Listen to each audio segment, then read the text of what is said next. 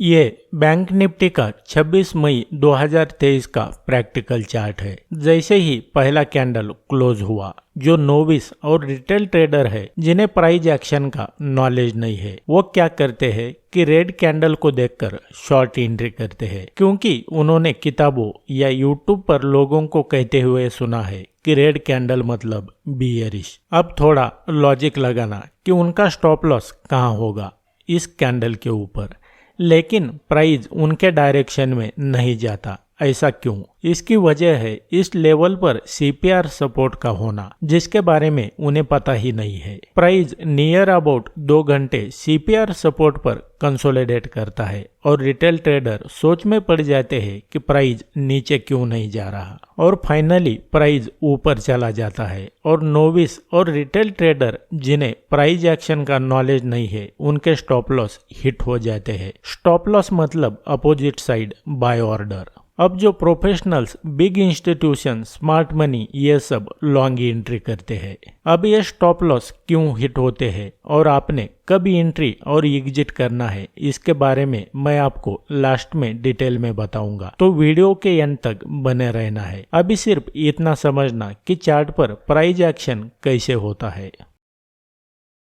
ये bank Nifty का 10 मई 2023 का प्रैक्टिकल चार्ट है। जैसे ही पहला कैंडल क्लोज हुआ, रिटेल ट्रेडर, नोविस और जिनको प्राइस एक्शन नहीं समझ में आता, उन्होंने ग्रीन कैंडल को देखकर लॉन्ग एंट्री कर ली और स्टॉप लॉस जस्ट कैंडल के नीचे लगा दिया, इस उम्मीद में कि प्राइस उनके डायरेक्शन में ऊपर चला जाएगा। लेकिन उनको ये पता नहीं है कि कैंडल का इम्पोर्टेंस सिर्फ लोकेशन पे होता है, कहीं भी नहीं। और इस एग्जाम्पल में लोकेशन है सीपीआर, जिसके बारे में लोगों को पता ही नहीं है। उसके तुरंत बाद दूसरा बड़ा बियरिश कैंडल फॉर्म होता है। अब जरा सोचना कि इतना बड़ा रेड कैंडल यहाँ पर ही क्यों बना, क्योंकि जो स्मार्ट मनी है वो अच्छे से जानते हैं कि रिटेल, नोविस और अनप्रोफेशनल ट्रेडर, उनके स्टॉप लॉस इस कैंडल के नीचे है। एक बार उन्हें हिट करेंगे तो बड़ा मूव आता है, जिसमें से वो बड़ा प्रॉफिट कमाते हैं। इसके पीछे का कारण, इसके बारे में आपको लास्ट में डीप में बताऊंगा। अभी आप सिर्फ इस वीडियो को फीचर फिल्म की तरह देखना।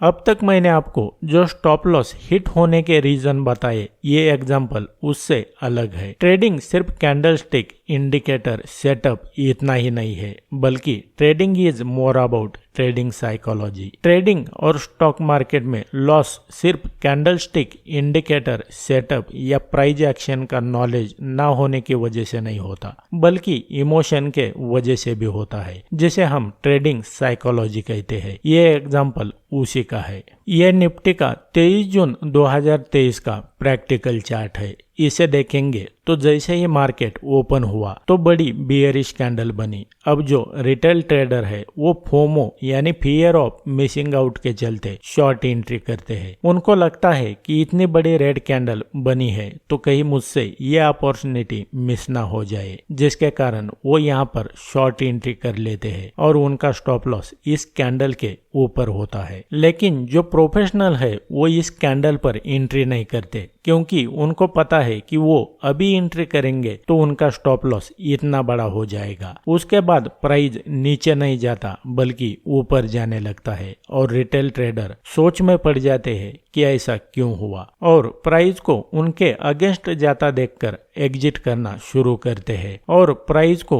ऊपर जाता देखकर लॉन्ग एंट्री करना शुरू करते हैं। फिर प्राइस नीचे जाने लगता है और ऐसा करके वो उनके इमोशन पे कंट्रोल ना होने के चलते मार्केट के साथ फाइट करने लगते हैं, यानी रिवेंज ट्रेडिंग करते हैं। लेकिन जो प्रोफेशनल है वो ऐसा नहीं करते, पेशेंटली वेट करते हैं प्राइस इस लेवल पर आने का, और जैसे ही प्राइस इस लेवल पर आता है वो सेलिंग करते हैं, जिसके कारण उनकी रिस्क सिर्फ इतनी होती है और टारगेट इतना बड़ा।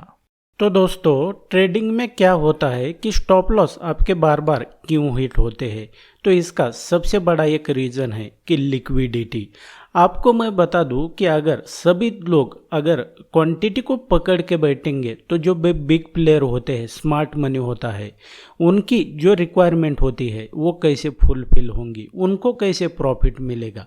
तो वो क्या करते हैं कि आपको ट्रैप कर देते हैं। ट्रैप करते हैं तो इसका मतलब क्या होता है? अगर समझो आपको लगता है कि जो निफ्टी है ये 19,000 से ऊपर जाने वाला है, तो वो 19,000 पे आप एंट्री कर लेते हैं और आपका जो स्टॉप लॉस होता है तो ये 19,000 के नीचे होता है।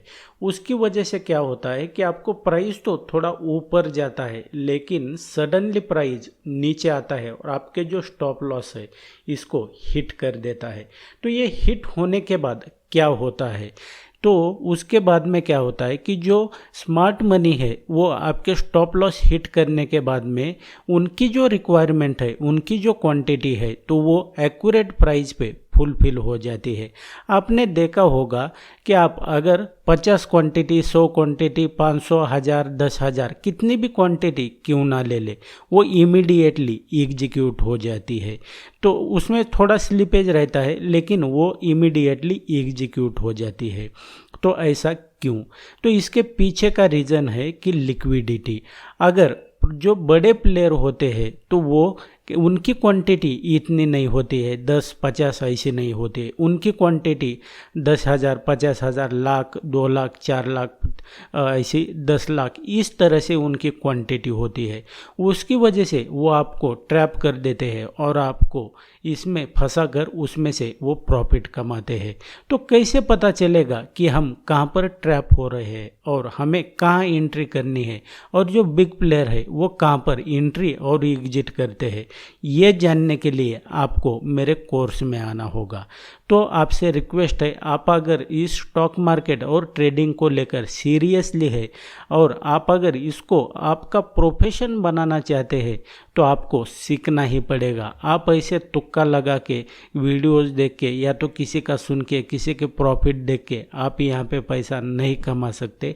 आपको सीखना ही पड़ेगा। आप अगर अच्छी लाइफ जीना चाहते हैं, आज तक नौकरी करके कोई भी करोड़पति नहीं बना है, आपको इसका ध्यान रखना है।